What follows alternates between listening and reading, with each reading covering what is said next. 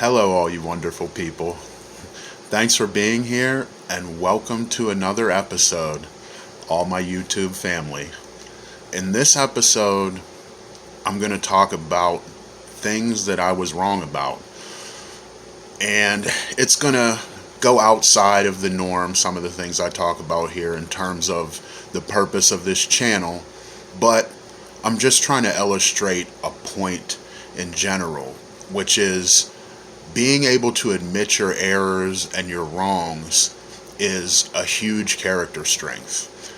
When you're presented with new evidence, new viewpoints that mesh with your beliefs, then you're going to have to modify those beliefs in order to incorporate the new evidence that you've come across.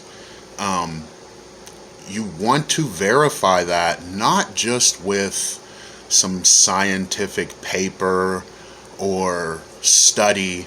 You want to verify it with your inner being.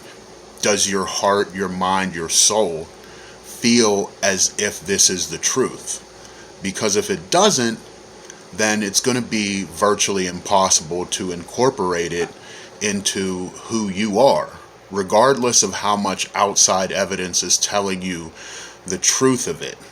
So let's get into a few different things that I was for sure wrong about, and it took me years and years and years to figure out how to accept that and move past it. The first thing is going to be healing others. As an empathic person, I naturally gravitate towards people that need healing. And a lot of that is not just me needing to heal myself from my own traumas and wounds, but I can feel people that have issues that they haven't dealt with, or people that have a deep need for healing, and I'm drawn to them and they're drawn to me because I'm a good listener and I don't judge people. I don't know their situation. I don't know fully what caused any of that, but I appreciate anything they'd be willing to share it with me about how they got to the current place that they're at. The hardest part of this healing journey, the path of the healer, that was really hard for me to accept is that there are beings out there called narcissists. For a long time, I didn't really understand what a narcissist was. And I'm going to get deeper into this topic in another episode. This is not focused on it, but I am going to do a whole episode on narcissism at some point. People will generally put this under the term of they're emotionally unavailable, or they'll look in the DSM and the DSM has 12 traits of a narcissist, and if you possess 5 of the 12, then you can have NPD, narcissistic personality disorder, and what have you. But that's really not getting at what a narcissist is. A narcissist is a defense mechanism.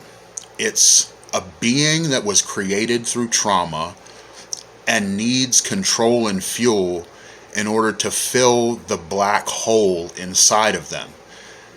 They've never dealt with their trauma. They're never going to, because the main thing they're focused on is maintaining control, because of a lack of control earlier in their life put them in a place where they said, never again.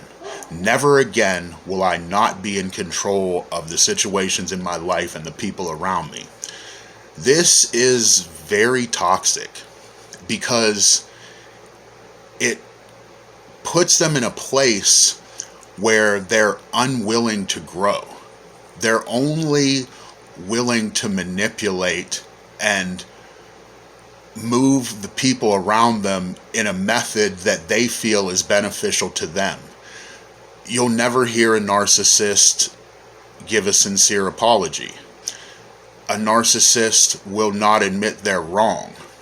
A narcissist will say things like, I'm sorry you feel that way, or I'm sorry if what I did made you feel. They never admit to any wrongdoing, really. if you're paying attention. And it took a long time for me to understand that these aren't people that I can heal. These are people that are in deep need of healing, which is what draws me to them and what draws them to me. But these are also people that are unwilling to deal with their past traumas because they're too focused on control and filling this void inside of themselves that can never be filled. Once again, in another farther episode, I'll get deeper into narcissism and everything regarding it. But I don't want to focus too much on it right now, so we'll move on to the next thing that I was wrong about. So, dogma. And by dogma, I mean different religions. Like if you're looking at Christianity, Islam, Hinduism, Buddhism, all the main religions that people are exposed to typically in this Western society. Also, even paganism. There is a lot of dogma and ritual involved that people don't understand the underlying things that created it. They've been force-fed a certain belief system since they were children by everyone around them. All the society around them said, read this book, this is the Word of God. And they're unwilling to verify or check that information against what they may have learned or against other things that have come into their life that they perceive as true in their inner being. But because there's so much outside influence, they will dismiss it. They won't look deeper into it. So for a long time, I wrestled with these things when I was a Christian. And it took me a number of years to get to a place where I was able to subjectively look at things and figure out what had its place and what didn't have its place. Take the good parts and leave the rest where it needs to be, which is not part of me. It's part of something that other people have accepted, and it'll help create this collective illusion.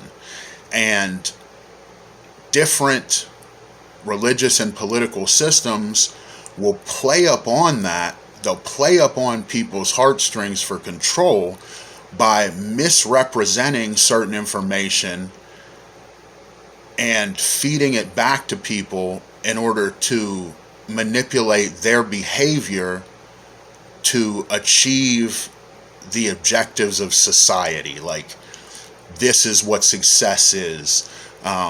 This is what you need to do to be successful, and if you don't do this, then you should be shamed. You can see that in virtually all religions. And when you look back at the start, the genesis of a lot of these different religions, they actually came from paganism. The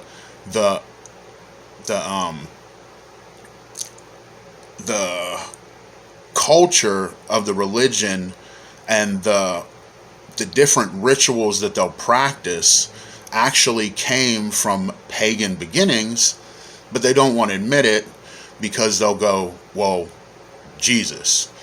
And it's nice and all that you believe in Jesus, and if that's helped you become a better person in your life.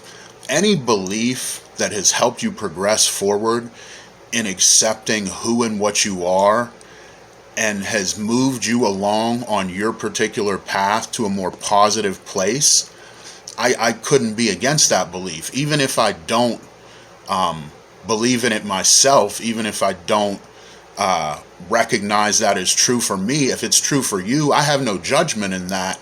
I'm more concerned with, is it helping you progress to where you need to be? So that's about all I wanted to say on dogma. So let's move on to another topic.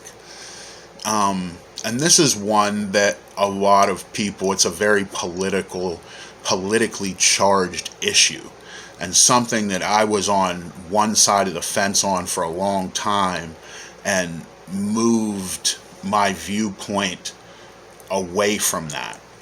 And it's climate change and sustainable energy. So, climate change is a fact. Is it a fact that we influence it with our behaviors? Yes, certainly. But as far as the sustainable energy and trying to get a net zero carbon footprint, by moving into things like wind and solar and electric, I feel a lot of times people only look at the surface. They play up on people's heartstrings, and they'll only look at the upfront, like, oh, well, if we switch to all electric vehicles within 10 years, then we won't be putting as much carbon into the atmosphere, and it'll be easier to get things carbon neutral. But they don't see the underlying factors of what it takes to produce an electric vehicle. An electric vehicle on the back end actually contributes more to destroying the planet than a gas-powered vehicle. Let me explain. The lithium batteries that run an electric vehicle, one lithium battery is about 1,000 pounds. In order for them to create one lithium battery, they have to mine 500,000 pounds of earth. We don't see it, in the first world here, because we're not mining our own, soil to do this. But in places like the Congo in Africa, where they mine cobalt, in places like certain countries in South America where they mine the lithium, it's destroying their environment and their habitat, and the people that are doing it are not getting paid great wages. They're basically slave laborers. So it's having a very horrible environmental impact and personal impact on people in these other countries that you're removed from, while you're just running around in your electric vehicle going, I'm saving the world. And a lot of this gets back to, once again, playing upon people's heart, and people having this ADHD, very short attention span culture, where they only look at the surface, they don't look at the background and what's underneath, and all the things that are needed to produce a certain type of energy, like the wind turbines. Hundreds upon hundreds of pounds of concrete, hundreds upon hundreds of pounds of steel, hundreds of pounds of plastic. All of that goes into a wind turbine. Now, when they're talking about carbon neutral and eliminating this footprint that we have on the planet, it's very hard to do it, in the sense that all of the industries that you're saying are polluting are also the industries that are help making these carbon neutral objects, like a wind turbine. Yes, the power that it makes at the very end of the product, once you have the turbine, that is less impactful upon the environment. But if you think about all the concrete, the mining of the rock for the concrete, the plastic that goes into it, the steel that goes into it, all the vehicles that are running on gas to do those things, it actually, in many, many times, the environmental impact is worse with things we would consider carbon neutral.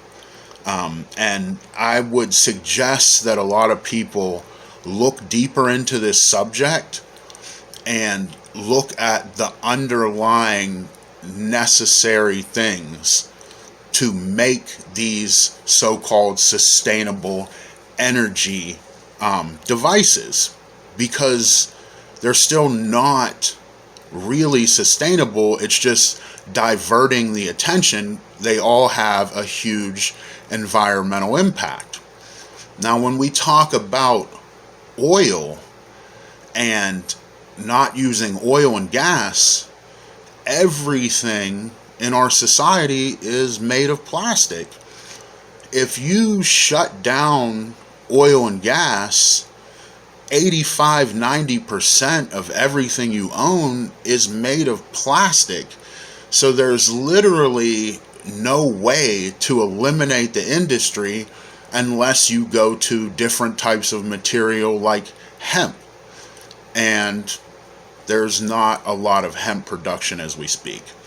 I do feel like that's enough on this topic. I'm gonna get off it, but I do think that people should really investigate a little more and look into these things and alter your mindset a little once you've taken in some new information. The last topic I really wanted to get into, with things I was wrong about, is Tesla and Einstein. It's always been very interesting topic to me. I kind of feel like they were two of the most genius people that ever lived, and our whole society went towards the Einsteinian theories of how the universe operates, how physics operates, and whatnot, while shying away from Tesla. And a lot of that had to do with he was producing things that they couldn't profit off of. If you go to the Smithsonian right now, this was a big eye-opener for me, in the Natural History Museum, they have a lot of Tesla's inventions in there. A lot of the stuff that's declassified works. It can be reproduced, and DC current is a lot more powerful and, in a sense, cheaper to produce than AC current. It just can't be measured in the same way, so they got away from it. I was always a big, huge proponent of, looking at space and the universe, and it felt like a way to open my mind. But I feel many people are locked in to a certain viewpoint, and once again, it's generally based on the norms in society, and not necessarily looking outside of what you're given.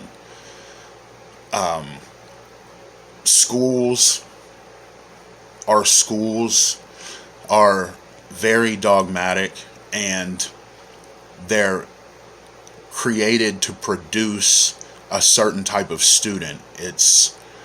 They stifle creativity, and it's like you're creating a little machine that can be a cog in the wheel of society to continue on with this system. It's not necessarily in the best interest of the person and really society in general, because it stifles innovation. There's a lot more that I could say about that, but once again, it's going to get outside of the scope of the point of this video. Let me get back. Let's go all the way back to the original point, which is things I was wrong about, and being able to admit when you were wrong and change your belief structure based on new evidence that you verify yourself from within yourself. That is the whole idea here. You want to have this inner knowledge, and you want to be able to change, because change is the only constant. And if you can do that and lead yourself to a place where all things are possible, then it will help you along your healing journey to become a better version of yourself. And that's about all I wanted to address for today. But thank you everyone for being here. I love you all. I appreciate you all. If you have any comments or questions, please go down below and write them. And also click the like button and subscribe. Thank you very much. Love you all.